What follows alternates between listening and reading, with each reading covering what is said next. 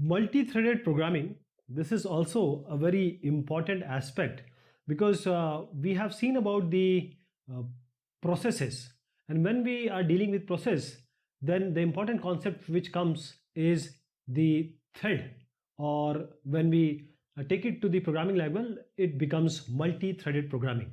So what we will see, we'll see the notion of thread, and when we are aware that process was what? Process was actually the unit of CPU utilization, as we take our or weigh ourselves in kilograms or grams, height in centimeter or feet. In the similar way, the CPU utilization is known by the multi-threading number of threads. So we have several APIs, we'll be talking about them: P threads, Win32, Java thread, and we'll see all the issues which are related to multi-threaded programming. Essentially, we'll be talking about the threads. So thread, what is a thread? Thread, as we know, process is a program under execution. The thread is actually a lightweight process. So this thread is a flow of control within a process. So it is inside a process. You cannot treat or understand thread without a process. So in multi-threaded process, multi means many, thread means thread. That is the lightweight process. So when we are dealing with multi-threaded process, we can have various or several different flow of controls, and they have the same address space. Same address space because they are linked to a process. So traditional process, that is the heavyweight process, you can say it as that a process is just one thread. But when we talk about a thread, that is the lightweight process, or LWP, this is the unit of CPU utilization. Now this CPU utilization, we'll be talking about various aspects here, but right now this thread has its ID, it has some thread ID, it has its PC, program counter, the register set, and the stack. And then what it shares, I'll show you in the diagram, it shares with other threads, because a process can create various threads. So these threads, they belong to, if same process, then they share the code section, data section, and there are various other these operating system resources will be going to talk.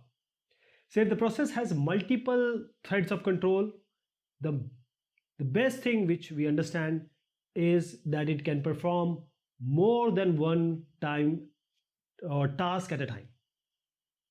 So just see the figure. This is a thread, this is a single thread, or you can call it as a process now because it is just a single thread. So it has code section, data section, files, register, and stack. But when it comes to multi-threaded process, see, we have a process with multiple threads. These threads, they have common code section, data section, and files, while they have separate register stack, separate register stack, separate registers, and stack. So we have two type of threads basically: US or user level threads, and OS, that is operating system kernel threads, OS threads or kernel threads. So these user level threads are for you, they are not known to the kernel, unknown to the kernel, and this OS kernel supports and manage the threads which are called as kernel level threads. So what is our motivation? We just want that our system to be fast, we want more efficient system, that is the multi-threading makes, or we have various processes, this multi-threading makes our system efficient. See, RPC servers, you might have known, the remote procedure call servers, they are all multi-threaded. How? When the server receives a message, it services it with separate thread. Now these threads, they can understand various requests, and now they are catering to the request in concurrency, means concurrent request can be catered. So what is the importance and what are the benefits of threads? First of all, responsiveness. See, a program can continue even if a part of it is busy. So if you have this program, this is one thread, this is two thread, third three thread, if it is busy, then the other can be taken by some other thread. There is resource sharing, because we know that for process we have a process control block, that is process has to be saved, another process state has to be reinstated. Resource sharing, because threads are sharing the resource, so there is no that much trouble as we see in process. Economy is, of course, you can easily or timely allocate the memory and resources. Then the scalability. We have now the architectures which are multi-processor architecture. We can't deal with process anymore. We need to have threads in order to make the CPU utilization best. That is, each thread runs on separate the CPU T1, T2, T3. These are your cores, and this will increase the concurrency and the parallelism. Multi-core programming, multi-core just means you have different cores. If you take your mobile, right now if you're listening, then the mobiles are coming with octa-core. That means 8 cores are there, 8 processors are there. So we want to use them efficiently. We want multiple cores to be used, and we want the concurrency or the task or the efficiency of performance to increase. So we have multiple cores, so things can be done very fast. So there are certain areas, there are various areas which when we are dealing with multi-core system, we need to divide the activities. We have to separate in different tasks. Then we have to have a balance.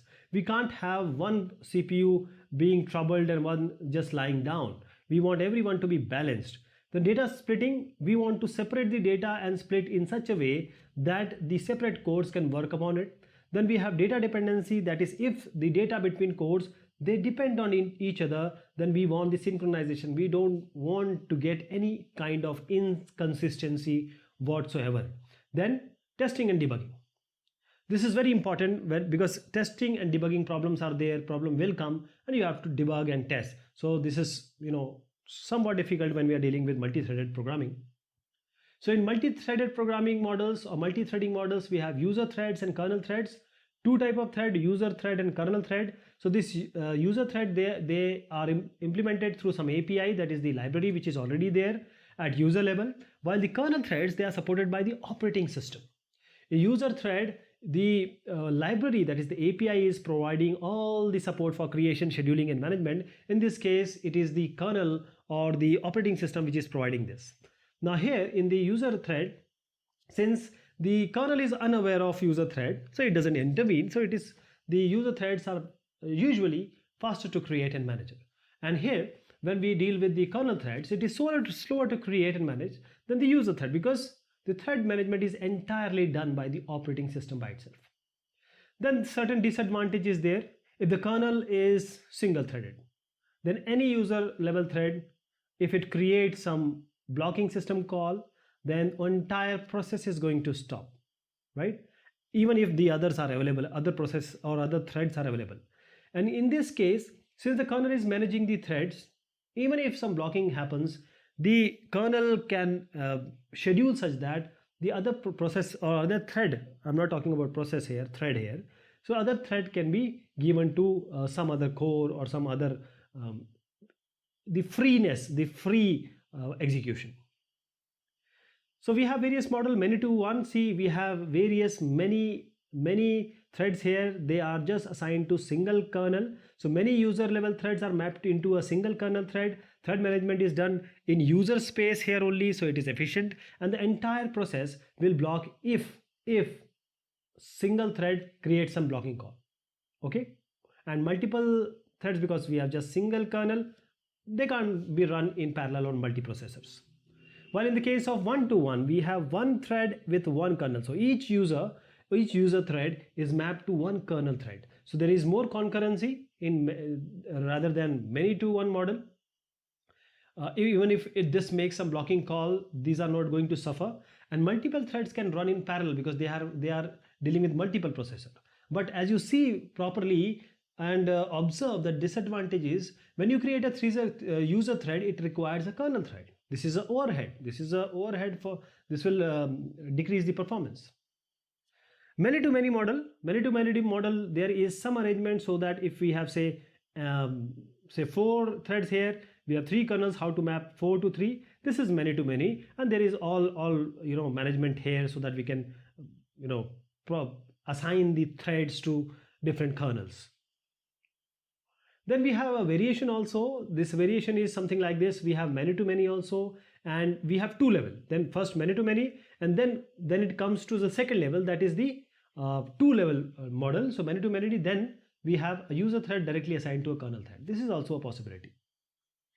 Then we have thread libraries. The thread libraries, actually they are application programming interface. They are already there and we just use it. So there are various thread libraries. We'll talk about the POSIX, Win32, Java threads. The POSIX thread, this is the IEEE 1003.1c standard, and this is for thread creation and synchronization. So the API, it is going to specify all the thread behavior aspect, and this is implementation is up to the development of the library, and this is very common when you go to Unix. So it is, you will find this in Solaris, Linux, Mac OS X. We also have Win32 threads for Windows 32. When we come to Java threads, they are managed by Java Virtual Machine, that is JVM. And these Java threads may be created by the runnable interface. We have to implement the runnable interface. If you are a Java guy, you will be able to understand the implementing of runnable interface like this. You have public interface runnable. So this is how it runs. Abstract, wait, void, run. I'll give you an example.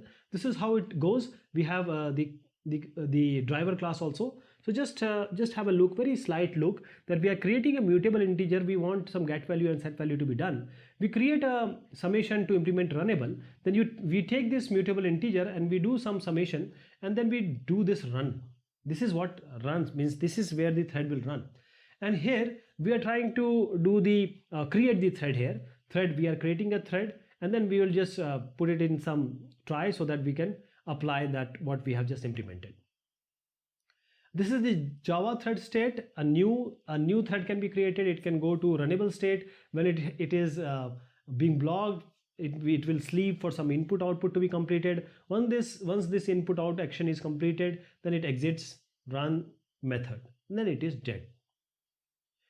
Then we have various threading issues also. We'll talk about the fork and exec system calls. Fork system call, it creates or create a separate duplicate process.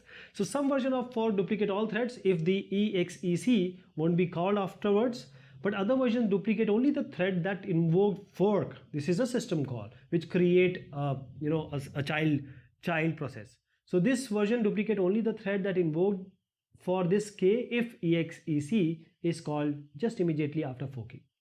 So this exec system call, the parameter used will replace the process. All threads will also be replaced. Then we have a cancellation. That means we want to terminate the thread. So there can be asynchronous cancellation, there can be deferred cancellation. What is asynchronous? The thread will immediately terminate the target thread. But here the thread will itself check periodically whether I have to be terminated, So the cancelling in this asynchronous cancellation, the cancellation or cancelling of a thread may not free a necessary system-wide resource. So it has to be done manually or by other means. In deferred cancellation, the cancellation only occur when the target thread is listening and it comes to that point, that is the cancellation point, where it sees, okay, I have to be cancelled now. Then this is the example of deferred cancellation in Java. This is just a start and interrupt, so there will be interruptible thread. And when we talk about the deferred cancellation, that is checking the interruption, it will always check for interruption. If interruption is there, it will say, okay, clean up and terminate myself.